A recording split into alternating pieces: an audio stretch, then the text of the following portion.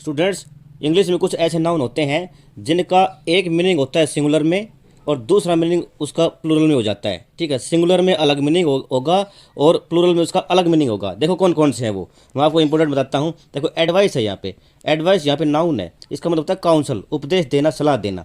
और यहाँ पे है एडवाइसेज, ऐसे लगाते इसका प्लूरल बनाते क्या हो गया, इन्फॉर्मेशन हो गया। तो ऐसे और वर्ड हैं, आगे दिखाता हूँ मैं आपको। देखो एयर है, एयर का मतलब एटमोसफेयर होता है, हवा। और एयर्स, एयर्स का मतलब होता है हवाबाजी, प्राउड, घमंड। अगला है अथॉरिटी, अथॉरिटी का मतलब कमांड।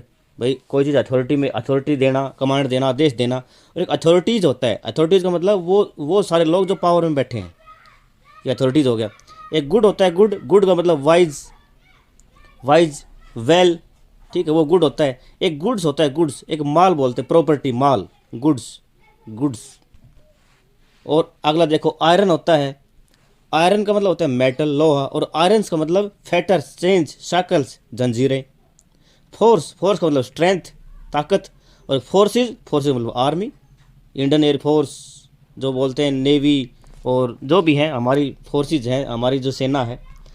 कंटेंट, कंटेंट का मतलब होता है संतुष्टि, सेटिस्फैक्शन। और कंटेंट्स, कंटेंट्स का मतलब होता है थिंग्स कंटेंट। भाई इस चैप्टर में कितने इस बुक में कितने चैप्टर हैं, कंटेंट हैं, और उस चैप्टर में क्या क्या कंटेंट है, क्या क्या दिया गया है उसमें, क्या क्या थिंग्स हैं, वो होता है। और कंटेंट अकेला होता है, उसका मतलब होता है संतुष्टि। ठीक है, आगे एक रिस्पेक्ट होता है, रिस्पेक्ट, रिस्पेक्ट का मतलब रिगार्ड, सम्मान। और रिस्पेक्ट्स ऐसा लगता है क्या हो गया, कॉम्प्लीमेंट्स हो गया। कॉम्प्लीमेंट का मतलब प्रशंसा करना, दूसरे को प्रशंसा देना। एक रिगार्ड, सम्मान, ऑटोमेटिक। वर्क, जॉब होता है, सबको पता है। वर्क्स का मतलब कंपोजिशंस, फैक्ट्रीज। अब फैक्ट्रीज होती हैं उसको वर्क्स बोलते हैं, और कंपोजिशंस को बोलते हैं, जो राइटर वगैरह लिखते हैं ना अपने पोएम वगैरह, जो नॉवल वगैरह, उसको वर्क्स बोलते हैं। So make sure you use them correctly to avoid any mistake. इनको करेक्टली यूज़ करें। और भी बहुत हो सकते हैं, मैं आपको दूसरी वीडियो में करवाऊंगा, मैं आज इसमें रूल करवा रहा हूँ। सेवन का देखो क्या कहता है, वहाँ पर कुछ ऐसे नाउन होते हैं जिसमें लोग होते हैं ना, कंफ्यूज होते हैं और मिस्टेक करते हैं। कैसे, जैसे लेक्चरशिप होता है, लेक्चरशिप इनकरेक्ट है। इसमें लेक्चरशिप नहीं होता, लेक्चरशिप होता है। लेक्चर होता है ना, लेक्चर, लेक्चर देते हैं, उसके बाद शिप जोड़ना है। अब लेक्चरर हो गया, लेक्चरर जो लेक्चर देता है, टीचर, उसके बाद शिप नहीं जुड़ेगा। लेक्चर होता है ना, उसके बाद शिप जुड़ेगा, ये करेक्ट है। ठीक है, आगे बढ़ते हैं। 8 का देखो क्या कह रहा है, another important rule is pronoun. देखो प्रोनाउन है, प्रोनाउन है वो एग्री करना चाहिए इसकी एंटीसीडेंट से, इन पर्सन, नंबर और जेंडर। पर्सन में भी नंबर उसका सिंगुलर प्लूरल है, जेंडर है इसका स्त्रीलिंग पुल्लिंग है, जो बता रहा है। देखो every kid must bring his language, every kid must bring his language बोल के लगेज, लगेज प्रत्येक बच्चा अपना सामान लेके आएगा। तो एवरी किड ब्रिंग, किड के लिए आया है, ठीक है, तो हिज आएगा, प्रोनाउन यूज हुआ। प्रोनाउन हिज लैंग्वेज, हिज किसके लिए आया है, एंटीसीडेंट इसका क्या है, किड है। तो all kids must do their homework. अब यहाँ पे किड्स आ गया, ज़्यादा हो गया, ऑल आ गया, प्लूरल है, तो प्लूरल के हिसाब से चल कर यहाँ पे देर लगेगा, all kids must do their homework लगेगा। ठीक है, अगला क्या कह रहा है, while you are using everybody, everyone, anybody, each. तो प्रोनाउन है उसका, प्रोनाउन ऑफ द मस्कुलिन और द फेमिनिन, मस्कुलिन पुल्लिंग, फेमिनिन स्त्रीलिंग। Gender use according to the context, वो भाई कंटेक्स्ट, संदर्भ के हिसाब से, सेंस के हिसाब से यूज होगा। Everybody, everyone, anybody और ईच में। देखो I shall be happy to help each of the girls in this practice. अब मैं खुश होऊंगा प्रत्येक लड़की की हेल्प करने में, इस प्रैक्टिस में। तो यहाँ पे ईच आया है, ईच किसके लिए आया है, पूरी गर्ल्स में से प्रत्येक के लिए आया है। ठीक है, तो यहाँ पे each of the girls in this practice, तो यहाँ पे ईच प्रोनाउन आया है। आगे देखो, इस पॉइंट को थोड़ा सा और क्लैरिफाई करते हैं।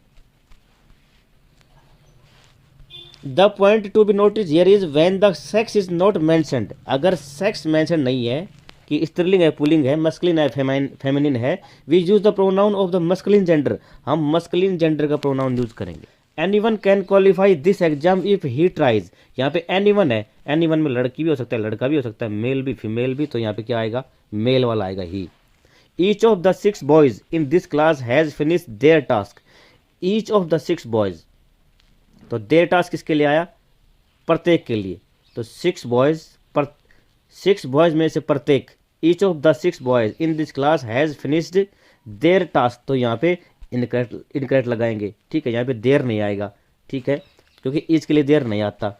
अगला देखो, each of the 6 boys in this class has finish his task आएगा, हिज। तो हिज किसके लिए आया? बॉयज के लिए आया, प्रत्येक के लिए। तो यहाँ पे हमें पहले ही पता है बॉयज है, तो उसमें क्या आएगा? हिज आएगा। आगे बढ़ते हैं। 10 का क्या कह रहा है? 10 का कह रहा है when the pronoun one is use it must followed by one's. ये कई बार हम गलती करते हैं। देखो, वन का मतलब एक, ONES, वंस का मतलब सारे। ठीक है, एक ONCE है, वंस, वंस मतलब एक बार। ठीक है, एक AONE वंस के बाद एपोस्ट्रोफी लगेगा, एक का पॉजेसिव, ये ध्यान रखना। One must finish his lunch in time, गलत है।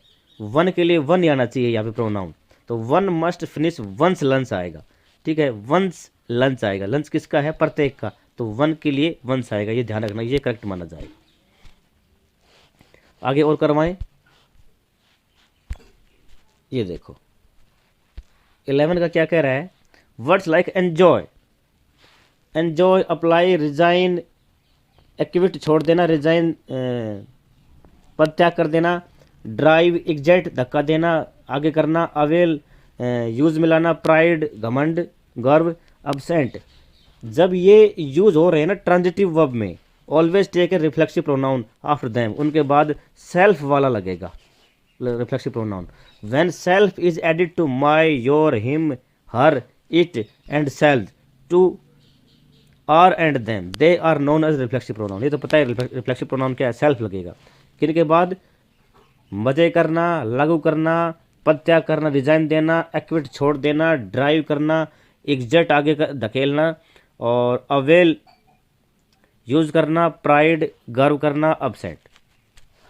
सी absented from the meeting, she absented गलत है, सी अब्सेंटेड हर सेल्फ आएगा। ठीक है, अब्सेंट के बाद रिफ्लेक्सिव प्रोनाउन आएगा। 12 क्या कह रहा है?